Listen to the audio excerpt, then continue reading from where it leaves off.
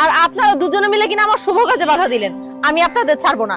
আমি এক্ষুনি পুলিশকে কল করব আর আপনাদের ধরিয়ে দিব। এই মামা দাঁড়ান। হ্যাঁ, কই যাবেন? সামনের মোড়টাতে যাবেন? হ্যাঁ, যাবো না কেন, বসেন।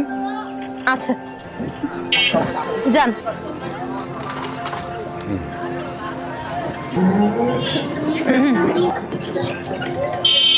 আমাকে ওই সামনের মোড়টাতে নামিয়ে দিলেই হবে। আরে চাচা কি করছেন? এত কথা বলতেছেন কেন? চুপ করে বসেন। কত বড় সাহস আমাকে ধমক দিয়ে বসায় রাখে। আমাকে ওই বলে নামাই দিয়েছেন বলতেছি। বসেন।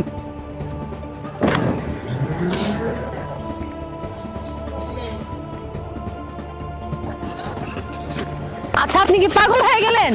আপনি গাড়ি ঘোরাবেন না? থামো। কি ব্যাপার? আপনি এটা কার কাছে নিয়ে আসলেন আমাকে? মা, তুই আমারে চিনবি না। আমি তোর দুঃসম্পর্কের চাচি। কপাল মন্দ, এই জন্য তুই আমার চিনতে পারতেছ না। দেখ, আমি তোর ভালোর জন্যই আজকে তোর এই জায়গায় আটকাইছি। মা, তুই যে ছেলের সাথে সম্পর্ক করস, ওই ছেলেটা ভালো না। ওই ছেলেটা তোর সয় সম্পত্তি দখল করার জন্য, ভোগ করার জন্য তোর সাথে এরকম করতেছে। চলো না কইরা পরে এত ভালোবাসা মোহাব্বত দেখাইতেছে। দেখ মা, তুই এই ভুলটা করিস না।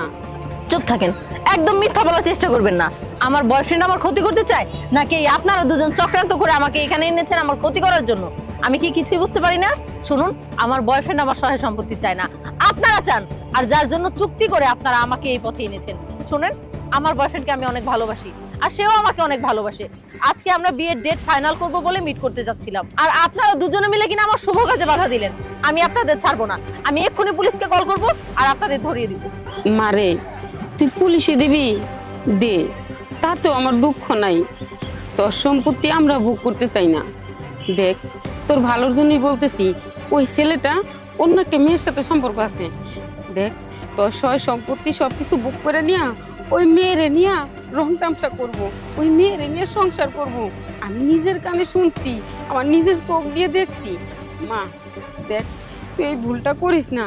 এখন যদি তোর মন হয় আমার পুলিশে দিতে দে, তাতেও আমি রাজি আছি, কিন্তু মা তুই এই ভুলটা করিস না। মা মানে তুমি আমার রিক্সালা মনে করছো না?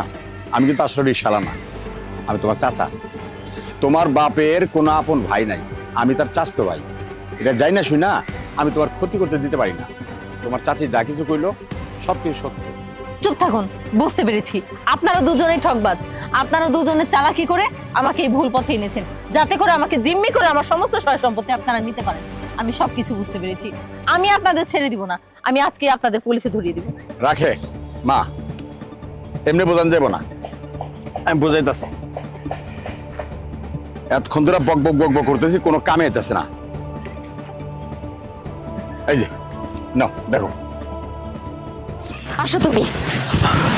এই তুমি এগুলো কি শুরু করছো বলো তো? হ্যাঁ, আরে আমি এবার কি করলাম? এই তুমি কি সত্যি সত্যি কিছু জানো না, নাকি না জানার ভান করতেছো? কোনটা? তুমি কি আসলে ওই বড় লোকের মেয়ের প্রেমে পড়ে গেছো? বাবু, তুমি কেন বুঝতেছো না? আমি ওকে সত্যি সত্যি ভালোবাসি না। আমি জাস্ট ওর সাথে টাইম পাস করতেছি। ওর অনেক টাকা পয়সা, অনেক সহায় সম্পত্তি। আমি আমার নামে সবকিছু করে নেব, ব্যাস। তারপর ওকে ছেড়ে দিয়ে আমি তোমাকে বিয়ে করব। দেখো, তোমার চালচলন কিন্তু অন্য কথা বলছে। আমার মনে হচ্ছে ওই মেয়েটাকে না তুমি ধোকা আমাকে দিচ্ছ। আচ্ছা ছানি, তুমি কেন আমাকে ধোকা দিতে চাচ্ছ সেটা একবার বলবা? আরে তুমি কেন বোঝার চেষ্টা করছো না যে ওর সহায় সম্পত্তি সবকিছু আমি আমার নামে করে নেব, দেন ওকে আমি মেরে ফেলবো, তারপর আমি তোমাকে বিয়ে করব। শোনো, আমি পরীকে মেরে ফেলবো। এটা যদি এলাকার লোকজন জানে তাহলে সমস্যা হয়ে যাবে। হাই হাই, পরে নিয়ে তো মহা ষড়যন্ত্র চলতেছে। কি করি? না, পরে যদি এমনি কই বিশ্বাস করবো না। মোবাইলটা তো লগেই আছে, এটা ভিডিও করে লয়ে যাই।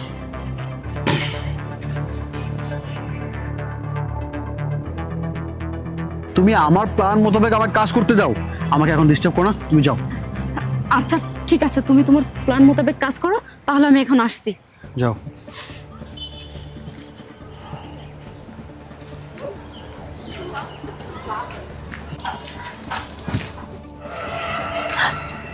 সত্যি তো, আপনারা এতক্ষণ যা বলেছেন তাই তো সত্যি।